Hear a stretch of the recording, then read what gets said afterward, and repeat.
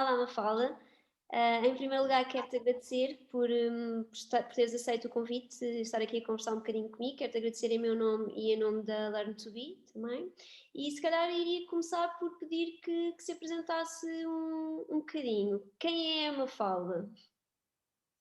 Isto é aquela pergunta tão difícil que nós, principalmente as mafaldas tagarelas, não é? Como nós, acho que é muito mais complicado de poder. Também não vou entrar naquele tipo de discurso é melhor perguntar aos outros, porque os outros sabem mais acerca de mim. Eu lembro-me quando fazia autoavaliação na escola, tinha muita dificuldade no início, mas depois comecei a entender que também esse mecanismo era um mecanismo que nós íamos usar ao longo da vida, não é? Nós temos que eh, continuamente, ou devemos, autoavaliar-nos, no sentido de, não por comparação, mas para nos conhecermos e sabermos de facto quem somos. Eu tenho 37 anos, gosto muito do meu nome, acho que sou muito parecida com a Mafalda da banda desenhada, só me falta ter um laço na cabeça. De resto, não gosto de sopa como ela, sou tagarela, protestante, informada e contestatária, tal e qual. Ah, de resto, eu tirei jornalismo, portanto, sempre estive ligada à comunicação. Trabalhei 8 anos numa empresa de ambiente na direção de comunicação, portanto, tenho a experiência do ambiente corporativo. E há cerca de 10 anos decidi mudar de vida e passar a encarar a minha carreira na comunicação como também propósito. E, portanto, sou oradora motivacional, sou autora, cronista, faço imensas coisas dentro disto que agora é o digital. E que também nos aproxima todos um bocadinho mais uns dos outros, mesmo para além da pandemia. À parte disto tudo, e começo exatamente deixo para o final aquilo que se calhar salta mais à vista, apesar de estarmos nesta posição, vocês só me estão a ver da cintura para cima, eu estou numa cadeira de rodas, desde sempre. Tenho osteogenesis imperfeita, que é uma doença rara, que os brasileiros chamam como doença dos ossos de vidro, porque a característica principal é exatamente ter os ossos demasiado frágeis. Isso condicionou a marcha desde sempre e também fez com que até aos 14 anos eu fizesse mais de 100 fraturas. Isso fez também com que eu tivesse esta embalagem mais pequenina, mais frágil, deformada, apesar dos 37 anos, portanto, calçar o 27 e ter 97 centímetros, mas acho plenamente, tal como aprendi na faculdade e não pensei que ia usar essa frase tanto agora, um teórico de comunicação dizia que o meio é a mensagem. E eu lembro-me de ter estudado isto no segundo ano da faculdade de jornalismo e não gostar nada, e que ser uma seca, e o Marshall McLuhan dizia exatamente isto. Eu nunca entendi bem, fiz o trabalho, até acho que tive uma boa nota, mas achava que ele estava a navegar muito na maionese. E é engraçado como anos depois eu percebo que isto é, se calhar, a frase mais biográfica que eu tenho. Eu acredito plenamente que o meu meio, a esta Mafalda que eu sou, com esta embalagem, é a minha mensagem. E, portanto, é a forma que eu tenho de ser um canal de esperança e trazer às pessoas aquilo que eu tento fazer por colocar o storytelling da minha vida ao serviço dos outros. Ok, Acho que expliquei. fantástica. Mafalda, tinhas dito, lá está, que tens uma doença que já nasceu contigo, a osteogénese imperfeita. Como é que não foi um acidente, ou seja, já nasceste assim. Como é que é aceitar essa doença? Tu nasces, ou seja, tu já nasceste com isso, tu aprendeste de alguma forma a lidar, mas como é que é? Olha, eu acho que dou muito exemplo de, se calhar, nós hoje em dia, né, com aquilo que estamos a viver por causa da pandemia, usamos muito e está na moda a palavra resiliência. Hoje Uhum. em dia dizemos todos a frase quase como hashtag, somos todos resilientes, porque estamos todos a passar por o mesmo e depois disto vamos ter que aprender a viver de outra maneira. E a mudar, por mais que alguém diga que a pandemia não afetou nada, não acredito. Há qualquer coisa, seja um método de trabalho, mesmo que felizmente não tenha afetado saúde, perda de pessoas, o que seja. Eu lembro-me de há uns anos virem com essa palavra como um elogio, ou no final de uma palestra caracterizarem a minha pessoa e aquilo que lhes fez sentir, como essa questão de a Mafalda é muito resiliente. E não foi uma palavra com que eu aceitasse. nem como um elogio, nem como um defeito, porque eu de facto sentia que não podiam chamar-me resiliente, sendo que eu nasci assim. Portanto, a tal doença que eu tenho e todas as incapacidades consequentes dessa doença são tão claras para mim como eu ter a pele clara, o cabelo claro, as mãos compridas. Esta sou eu, é a Mafalda. Eu não tive um acidente, eu não tive uma doença e era assim e passei a ser assado. E, portanto, a aceitação é muito orgânica e é muito inexplicável. Se calhar, do ponto de vista quase clínico e psíquico, aquilo que eu posso dizer que ao longo da vida fui experimentando é que eu sou fruto, nós todos, mas esta aceitação e a forma como eu sou resolvida comigo é fruto daquilo que os meus pais semearam em mim. E começou com o desejo de eu existir, depois com a aceitação plena de quem eu sou, mesmo que os diagnósticos fossem muito precários, e a seguir aos prognósticos neste caso, e muito amor, porque eu acho que a frase clichê de que o amor salva as pessoas e o amor move montanhas é real, e portanto acho que essa não rejeição da minha família, independentemente de quanto é que eu durasse, independentemente de como é que eu vivesse, não é? Porque as circunstâncias da dor sempre estiveram presentes. Depois a seguir foi a escola, foi todos os ambientes em que eu fui exposta e que eu sempre senti inclusão da parte dos outros, mas também senti um dever de que eu tinha que me fazer incluída. E acho que são coisas diferentes. E isso foi acontecendo. Depois, a aceitação também vem um bocadinho desta personalidade de Mafalda, que eu acho que não tem nada a ver com a cadeira, nem com a embalagem e as fraturas, mas tem a ver com o caráter e a forma como eu fui educada, os valores e os princípios que eu tenho, as coisas em que eu acredito, e eu acho que isso também fez de mim alguém que sim, que tem uma personalidade muito forte. E eu brinco muitas vezes, mas é verdade, quando me perguntam, mas mas a Mafalda nunca sofreu de bullying, eu digo que podem ter tentado, mas eu ou não me apercebi ou não deixei. Eu acho que tem a ver com isso, que é a minha fragilidade não é quase inversamente proporcional à minha fortaleza mental. Acho que é a melhor forma que eu tenho de explicar esta aceitação de uma problemática que eu entendo que aos olhos dos outros é mesmo um drama e uma tragédia, mas que para mim não é.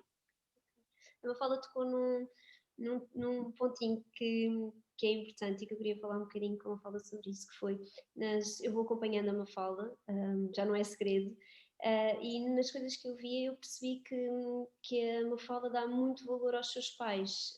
Li algumas coisas até em relação também à sua mãe, que já não está. Está, mas não está. Pronto. Sim. E lá está. E aqui eu queria perceber também se perante isto tudo, da relação dos seus pais, da sua mãe, deste peso, também ajudou a determinar, na sua opinião, se ajudou a determinar a Mafalda que é hoje, que eu tenho aqui comigo. Sim, é exatamente aquilo que eu dizia, achava que a forma como os meus pais, por exemplo, nunca tiveram vergonha de mim, levavam-me para o café, levavam-me para a praia, logo desde muito cedo, e sabiam automaticamente que isso ia fazer com que as pessoas olhassem para mim, fizessem perguntas, ou seja, é quase como eles iam expor-me, não é? A coisas que eles depois não podiam proteger. Mas depois também tinha o outro lado, a minha mãe, apesar de obviamente termos uma relação excelente, também era aquela com que eu mais discutia, era aquela que mais me sobreprotegia, e não tinha a ver com esta gente ser perfeita, tinha a ver com o feito dela de ser mãe, ponto. Depois, há o outro lado, não é? Que é o lado da dependência, de muitas vezes a minha mãe começou a ser formatada para ser a mãe da Mafalda, a profissão dela era ser a minha mãe. E portanto há este lado depois de quem é que é dependente de quem. Eu era dependente dela fisicamente, mas se calhar ela era dependente de mim emocionalmente. E isto vai criando responsabilidades e questões, obviamente, também emocionais, à medida que nós vamos crescendo e passando por várias fases.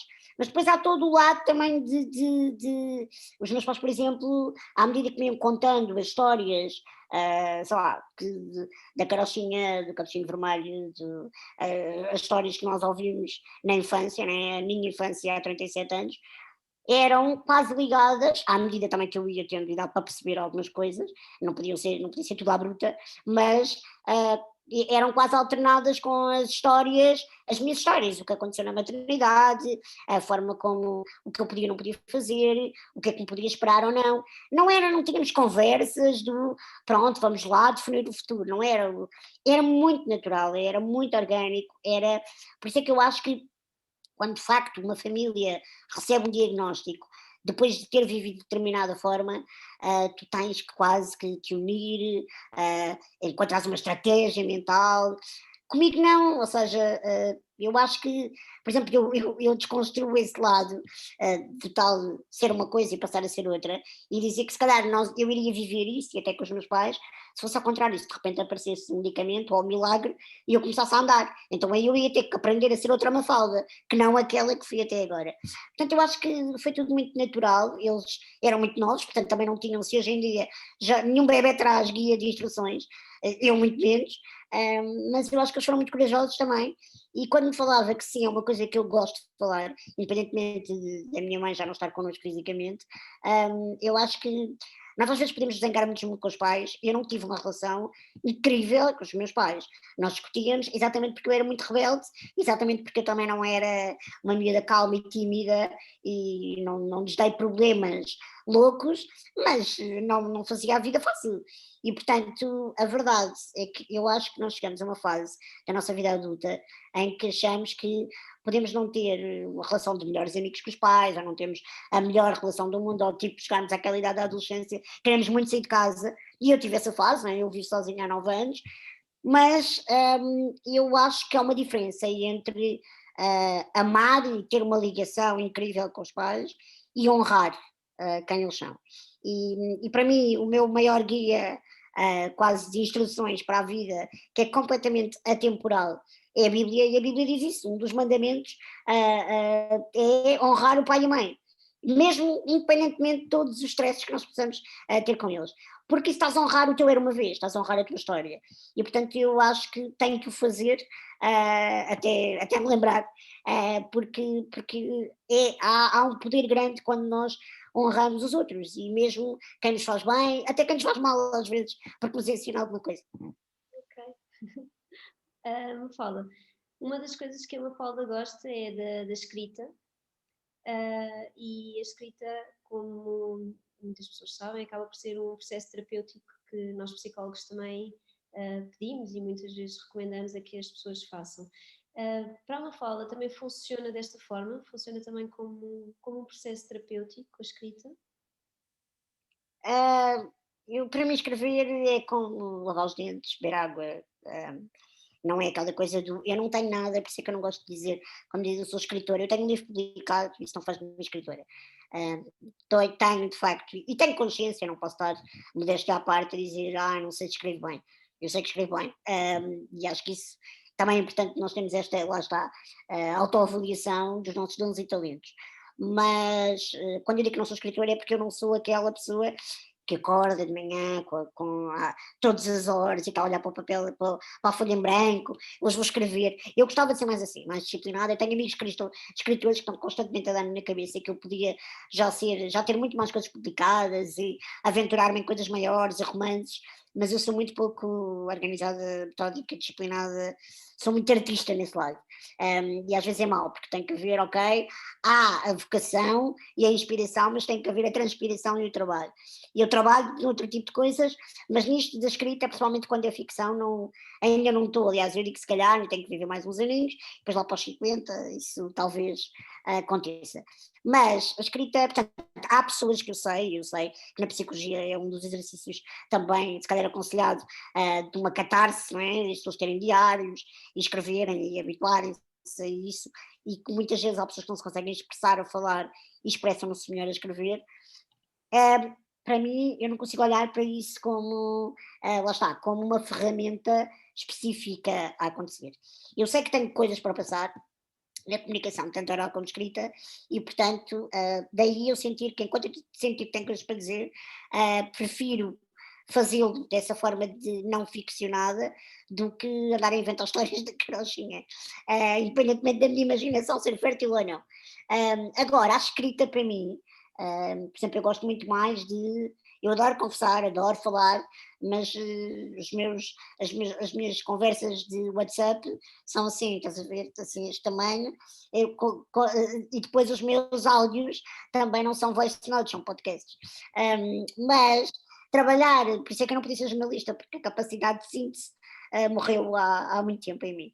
Aliás, acho que nem sei se alguma vez nasceu, mas tento, obviamente, porque tem que ser independentemente do que estou a fazer, mas eu sinto é que a escrita é onde eu sou mais organizada, ou seja, como eu gosto muito de conversar, como eu acho que sou uma contadora de histórias minimamente boa, mas também sei que eu não perco, mas dou uma volta ao olhar grande para contar uma história.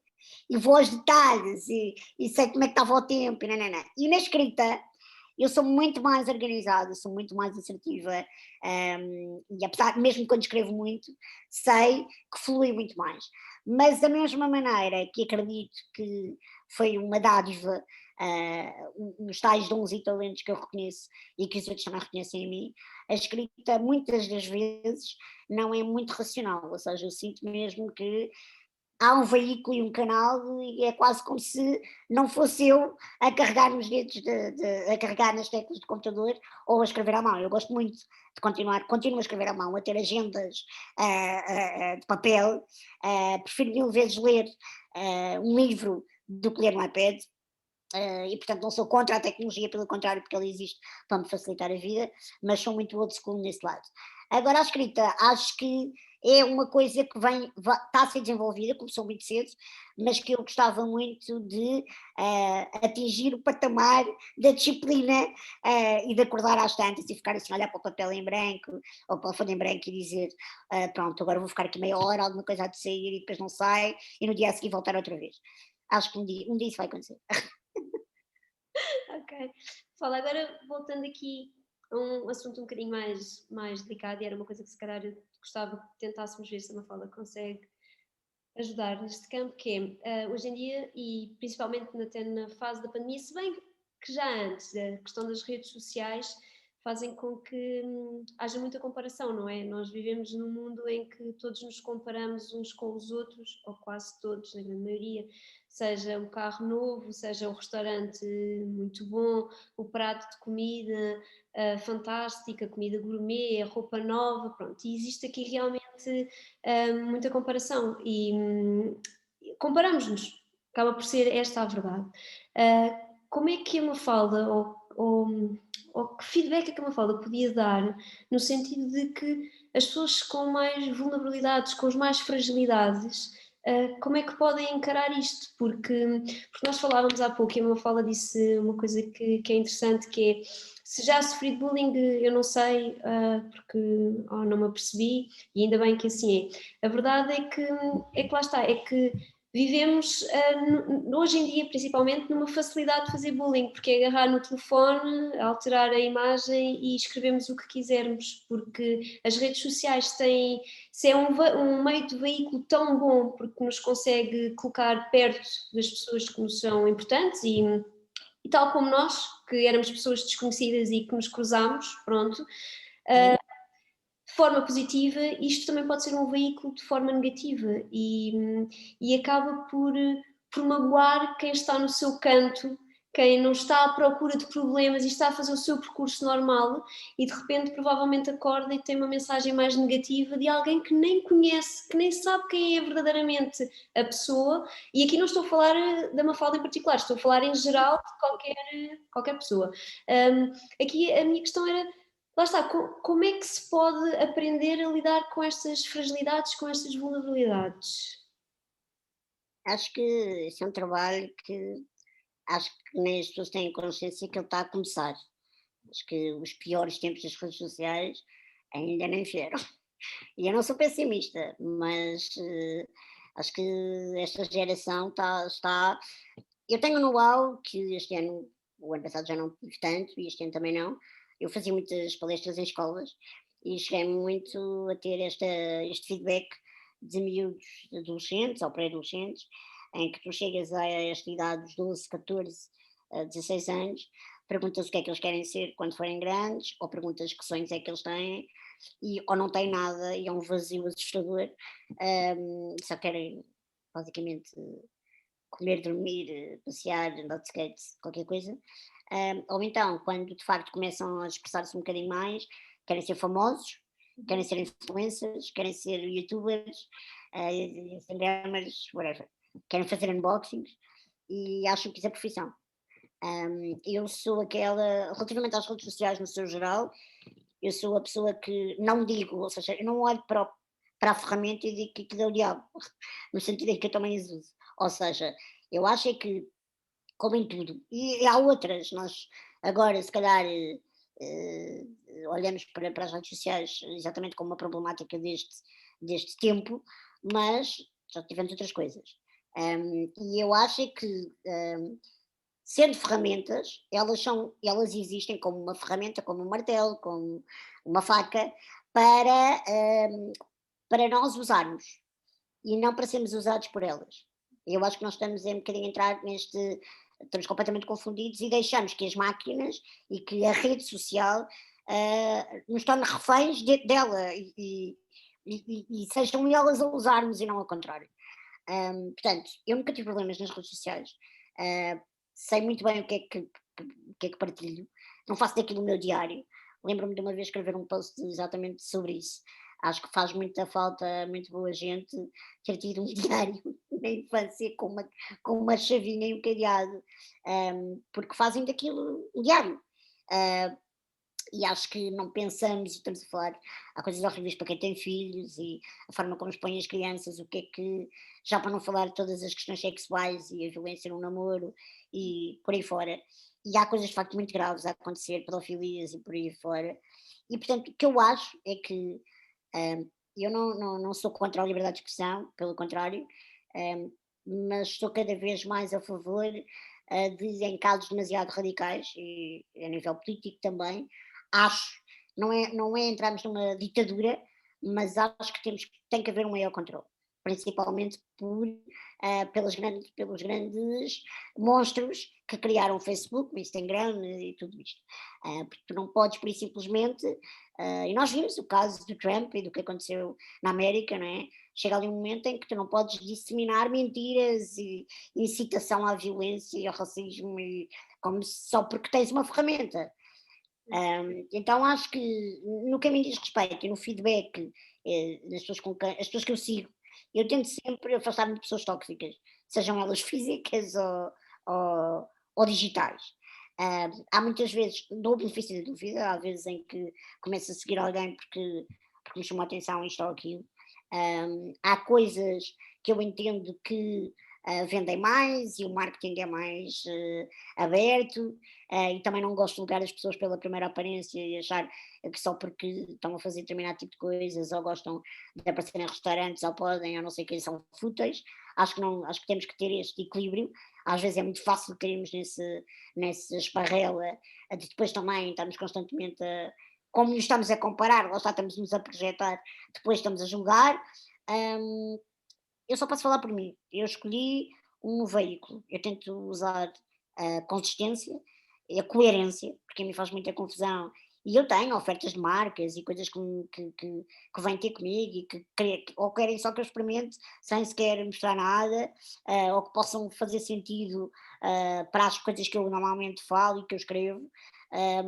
Mas a verdade é que a mim faz um bocadinho confusão aquelas pessoas que aceitam esse tipo de coisas, independentemente de serem pagas ou não, ou de ser uma coisa em géneros, mas depois nem sequer serem, se calhar, afuniladas na sua opinião. Hoje têm uma oferta de um restaurante de sushi, é o melhor de Lisboa, e no dia a seguir estão a mostrar outro sushi e é o favorito de Lisboa, quer dizer, e nós ficamos naquela, ok, isto não faz sentido. Portanto, há uma coerência, eu de facto, quando mostro alguma coisa, ou tenho que gostar muito, também não mostro só as coisas que me oferecem, e muitas delas eu pago, e tenho noção que posso também usar as minhas redes sociais para ajudar, principalmente agora, né, em que os negócios estão a precisar de inputs e de algum buzz nas redes. E depois também há o outro lado, que é, há muitas coisas que eu não gosto, e aceito e agradeço de forma privada e depois escolho como é que comunico. Ou comunico dizendo isto existe, tomei conhecimento, experimentem, lá, lá, lá, mas não vou dizer isto é maravilhoso, eu adoro, porque não gosto, eu porque não faz sentido para mim, pronto. Isto do ponto de vista, estou a falar de coisas mais materiais, do ponto de vista de valores e princípios, acho que estamos todos a entrar também muito na moda da normalização de muita coisa, e a moda é a fixe a nós agarrarmos determinadas causas. Eu nunca tive medo de me posicionar com causas que, por exemplo, eu sei que são fraturantes e também sei que há uma espécie quase de condescendência para comigo. Acho mesmo que há muita gente que só não se lança em polémicas e não vem transformar-se em haters nas minhas redes sociais porque têm pena de mim, porque acham que não vou fazer isso porque eu tenho uma cadeira de rodas. Se me perguntar se eu uso esse privilégio para então continuar a passar aquilo que eu acho que tenho que passar, de antes irritava-me um bocado, agora já não me enerva, porque sinto que, por isso simplesmente é um bocadinho aquela conversa, não é? Tipo, as redes sociais são a minha casa, portanto eu digo o que me apetece na minha casa, quem não gosta sai da minha casa. E acho que isto, mas eu nunca tive problemas, e sei que também não falo só de coisas fofinhas, mas também sinto que esta coisa das modas, de agradarmos, exatamente da comparação, acontece tanto nas coisas mais básicas como nas causas a que nós defendemos. E, portanto, eu, como gosto sempre de entender a minha identidade como uma fonte, para mim, tudo aquilo que eu resolvo dizer ou influenciar os outros publicamente tem que estar de acordo com uma coerência, uma consistência de quem já me segue, vê as minhas entrevistas e vê a forma como eu me exponho há alguns anos. E, portanto, a mim preocupa-me só ter esta atenção de que alguém não vá pegar, hoje apanha alguma coisa e diz, mas a Mafalda disse há 2 semanas uma coisa que não tinha nada a ver, quase como passou-se. E eu não estou a dizer que nós temos que ser completamente estáticos e não somos seres evolutivos e não podemos mudar. Agora, se mudar, imagine do Sporting para o Benfica ou do Benfica para o Sporting, estou a dar um exemplo parvo, mas acho que até aí tem que haver uma justificação, porque há pessoas que são a nossa audiência. E depois há a diferença nestas redes sociais e da camada jovem, que também me assusta um bocadinho, que é acharem que quando se diz os amigos do Facebook e os seguidores do Instagram, que as pessoas que estão no Facebook são amigos. Não são amigos, são audiência. Os amigos são outra coisa. E portanto, acho que há muitas coisas, acho que relativamente ao que se passa na atualidade e nas redes, é um trabalho que só agora está a começar. E principalmente para quem tem filhos, o meu conselho é que conversem com eles muitas vezes, vejam muitos documentários e não entrem só naquela coisa do agora pelo não me chatear, dou do iPad e eu vá para o quarto, eu não quero saber o que é que eu estou a fazer, porque, porque é muito importante que as crianças e os adolescentes sejam acompanhados. Não estou a dizer que devem ser proibidos de ter redes sociais ou não sei o quê, mas é importante que haja este acompanhamento. Ok, para terminarmos, a minha última questão teve de estar no papel, porque é sua. Numa das entrevistas que a Mafalda deu, a Mafalda disse algo que eu achei interessante, que a Mafalda diz. Isto da deficiência em mim nunca teve nada para se dar a volta. A única coisa que eu tenho de mandar e dar uma volta continuamente é o preconceito. Como é que se lida com o preconceito, Mafalda? Hum, uma capacidade de encaixe também, mas por isso simplesmente com uma consciencialização e uma certeza de quem é que eu sou. Ou seja, acho que o mais importante é trabalhar a identidade e a autoestima.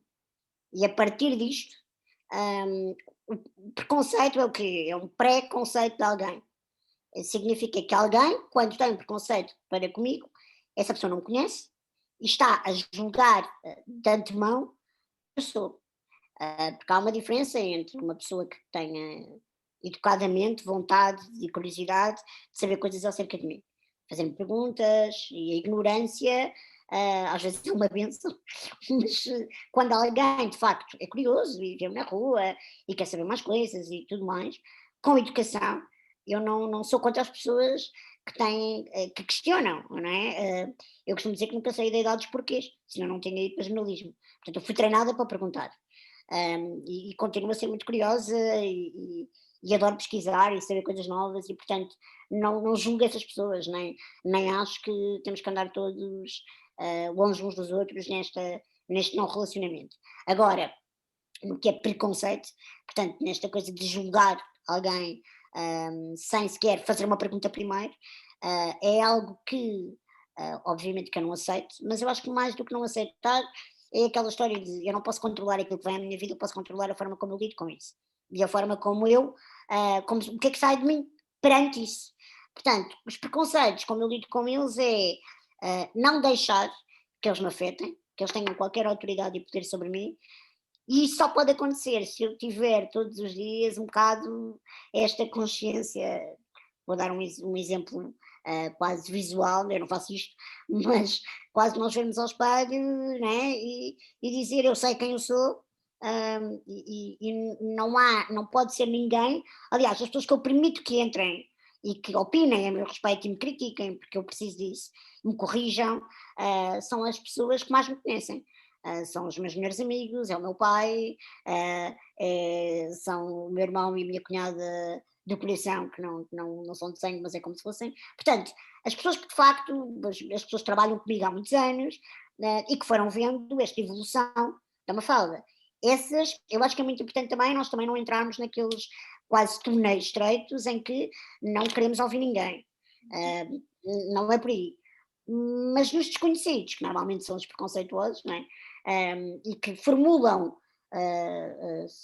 questões e leituras a nosso respeito, a única forma que eu tenho, que é aquela conversa do não posso muitas vezes tapar os ouvidos, não posso atravessar a rua, mas posso por isso simplesmente fazer quase como, em vez daquilo que vem, seja uma frase, um olhar, whatever, o que acontece é, apesar de ser de vidro, não é?